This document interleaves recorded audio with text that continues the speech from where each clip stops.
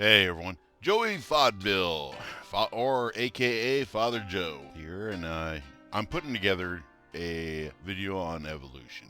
And it's not there to disprove it or anything else, but it was to raise questions that maybe evolution isn't a fact. But I was starting to think about humans and my ideas, and I just wanted to put this out there for anyone and whoever. This goes to atheists, billionaires, and preachers. And this might be a little Bible thumping or something like that, but it's not meant to be. The Bible is full of stories about human development and how people present themselves, like how we are all flawed.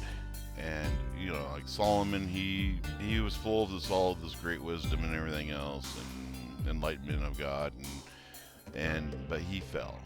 Solomon, he let his love control his brain, basically his common sense. He was blinded by total devotion to someone who didn't really actually love him, which then he became blinded. The best way to put it, seven sins, I guess.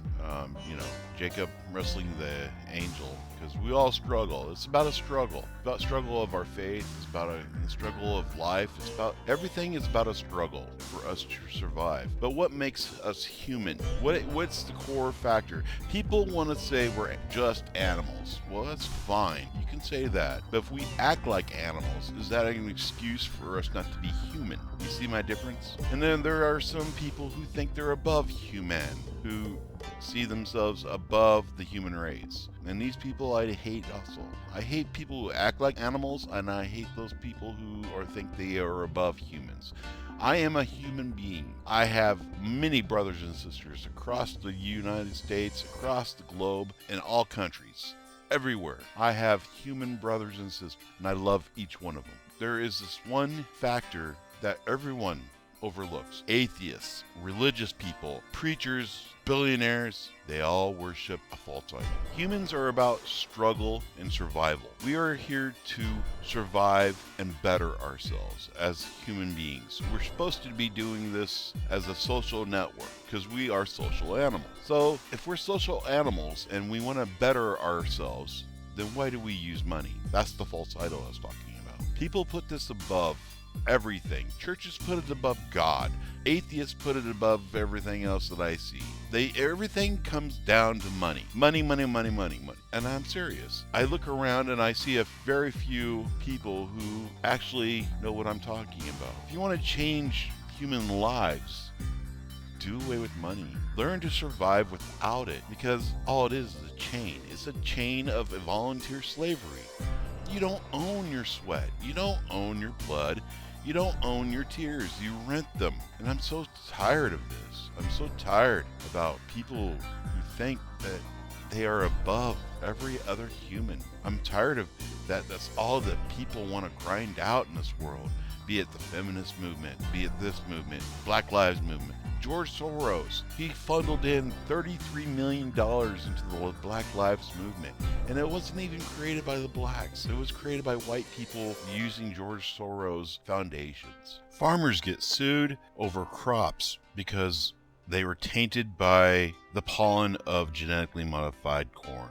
So they have to pay for their own crops that they save the seeds back from. So they can't even save their own seeds because they don't own life. Someone owns life now. They patent fish, they patent corn, beans, everything. And these are less nutritional values. Substance that you need to survive. Nutrition is gone down, and this could be a leading factor to a lot of problems we're having today. And I'm thinking, do we belong to a human race? We're all pitted against each other. This person is with that person, people over there, and that people are over, atheists versus religious people.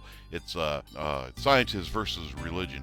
When religion is the core foundation of all science. I mean, people can't phantom things because they are taught to divide and conquer. We as a human race, we can survive. The whole entire population of the globe global. All 7 billion people can fit in Texas, produce our own energy, produce our own food for a family of 4 plus. And it's that simple. I see people believing this bullshit about low birth rate when it was economic responsibility. Hell, from 1976, I think, from, to now, over 1 billion babies been aborted.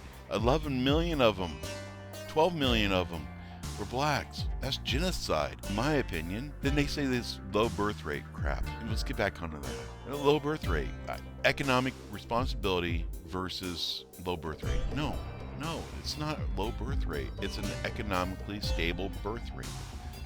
People have X amount of children because that's all they could afford.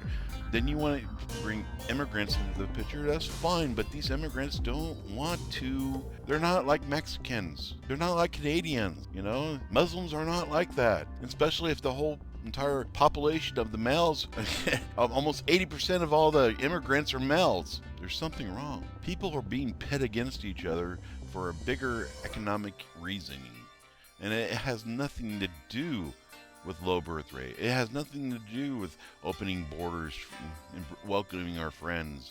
It has to do with economics. George Soros has put billions of dollars hedge fund against the United States economy. And we know what he did to England. He broke the Bank of England. He broke the bank in the United States. I really don't care. I hate currency of all kinds. I think we can do away with it, All of currency is control. It's volunteer slavery.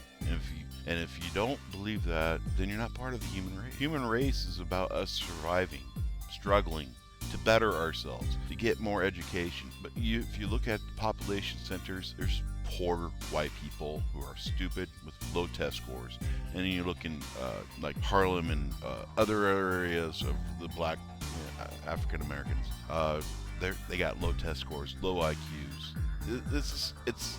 Then you take adopted black children, put them in an environment that's mostly dominant of white. They have higher test scores. It's about creativity. It's about putting junk in. You put junk into a kid's mind, saying that they can't exceed in a white man's world, then they are not going to better themselves in any way. They're going to only go with the easy money. And money. Why? Why kill yourselves or others for your slave master? The Asians have higher test scores, IQ scores, than whites. You don't see whites throwing, oh, that's racist. But the only problem is they don't have as many inventions. They are taught to think one way. One way. No creativity whatsoever. Whites and blacks have a high creativity standard. We are very creative. Every race is very creative. Every race can learn facts, figures, and data and problem solving. But it's all about economics and social perception of yourselves. That's it. You perceive yourselves as a victim, you're going to be a victim. This is why I hate core, the educational system, this core shit. Just communism. What's wrong with this? I'm sorry. I'm done ranting. I'm done. I love you guys with all my heart, and I hope everyone joins the human race someday.